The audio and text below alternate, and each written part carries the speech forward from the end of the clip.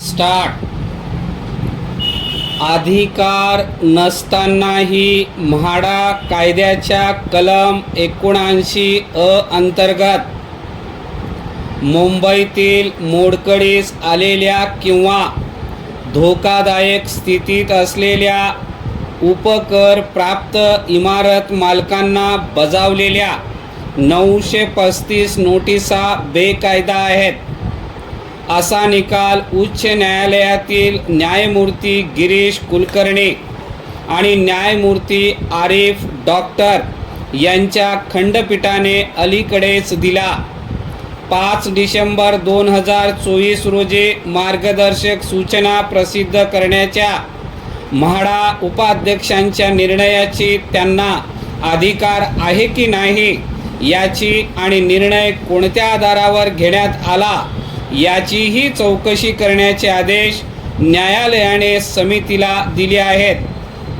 हा एक प्रकारे मोठा घोटाळा असल्याचा दावाही न्यायालयाने आदेशात केला आहे. परिच्छेद म्हाडा ॲक्ट 1976 चे प्रकरण 8 मध्ये बदल करून नवे कलम 79 राज्य सरकारने आणले.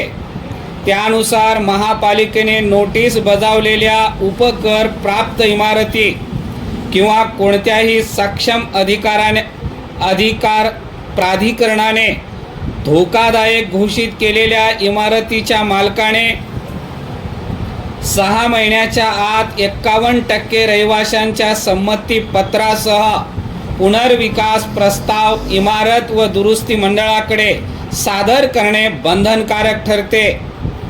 मालकाने प्रस्ताव सादर न केल्यास रहिवाशांच्या नियोजित गृहनिर्माण संस्थेला संधी देण्यात येते.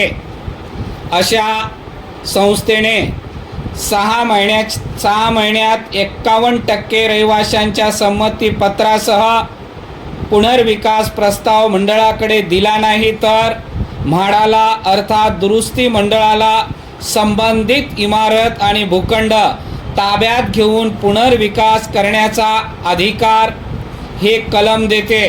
परिच्छेद या निर्णयामुळे उपकर प्राप्त इमारतीच्या पुनर्विकासाला खीळ बसणार आहे.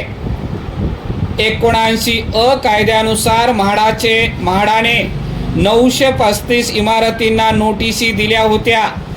न्यायालयाच्या निर्णयानंतर 46 नोटिसा मागे घेण्यात आल्या. न्यायालयीन निर्णयामुळे 889 नोटिसाही आता स्थगित झाल्या आहेत. यापैकी 313 इमारतीचे संरचनात्मक अहवाल म्हाडाकडे असून त्यानुसार 124 इमारती C1